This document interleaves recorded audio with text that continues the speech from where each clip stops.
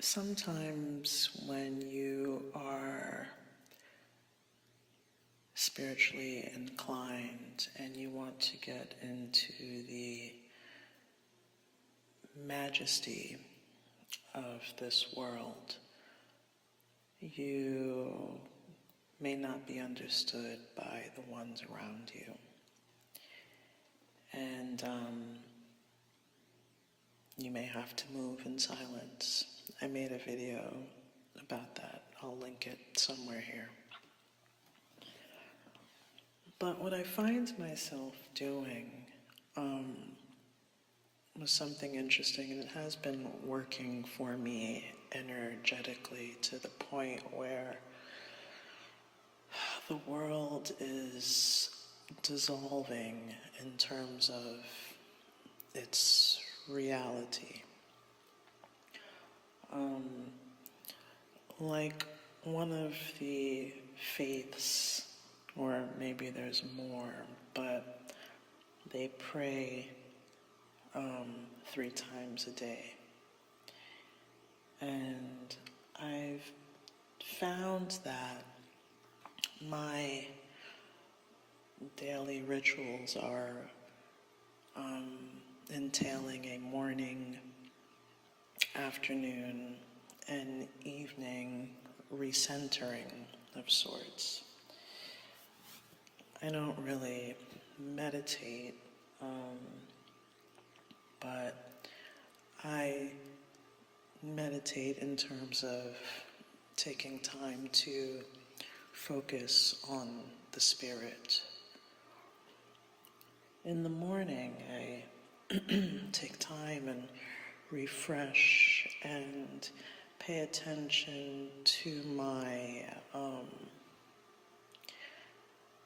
I guess you can call it an altar, but it's a space where I keep things that are sentimentally spiritual, and I do have little offerings for my ancestors, I suppose, and things that are important in my practice.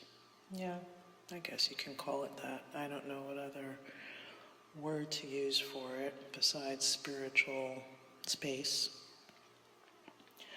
But in my other video, I mentioned that your home is an altar.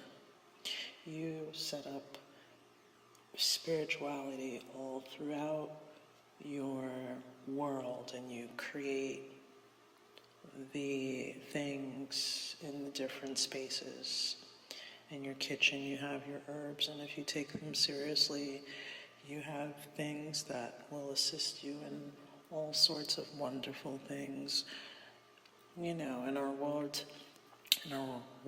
today, herbology is being demonized, apparently.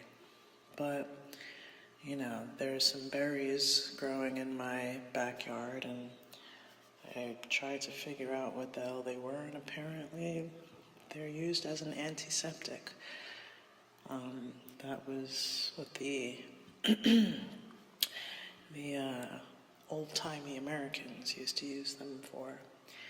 And I could very well take some of those berries and preserve them for a time when I feel I need some of that business. And those things start to become sacred because they are of this glorious Mother Earth we have here. Your bathroom, the water, there's all sorts of things you can do, even how you treat your floors, how you treat your vessel. You can be a walking altar. I will link the book that I made in the bio about protecting your aura and protecting your home, ways to go about cleaning your space and clearing your aura and things like that, that will give you an uplifting vibration. And back to the point of where we are here is that with my morning sort of organizing and meditating and just dealing with the spirit of things, I take time and I speak out loud to the HGA, I'll call it. I've been looking at Damon Brand's book, Angelic Contact, I believe is the one. And it talks about getting closer to spirit. So I have conversations in the morning, and I'm doing a little 369, which in a previous video I said it didn't work for me, but on hindsight it did. So I'm doing a 3 in the morning, and I noticed that in the afternoon I've been doing one thing. You know, I have the Magical Cash book, which I've been doing in the afternoons, and in the evening I have a whole nother set of rites that I do. And I don't know what other people pray for when they walk around that box, you know, all day. I have no idea. But I presume it's, you know, for the betterment of ourselves and of our families, and usually that's what any altar is for, to make things a bit easier for ourselves. And I find that with the practice, it is, shit gets weird. It's not spooky to me, but it is, has been unsettling in the last couple days of just how intensely weird it has become, to the point where I'm like, okay. But with that comes me being able to have a bit more control into my personal journey. Now, I have been looking at some Taoist and Stoicism and whatever the hell isms and theories and tablets and all sorts of things, to the effect that I know that there is no control and then there is control. It's the duality of such, and I've had to sort of let go. And in the total mini dark night depression of I give the fuck up, apparently there is the break the fuck through. So there's that. And in the Taoist, I think it's the same thing as the video I was watching described, because I learned everything I've learned from YouTube, apparently, over the course of 15 years. Apparently, it's the art of letting go and moving with the ebbs and flows of the alignments of what is placed before us.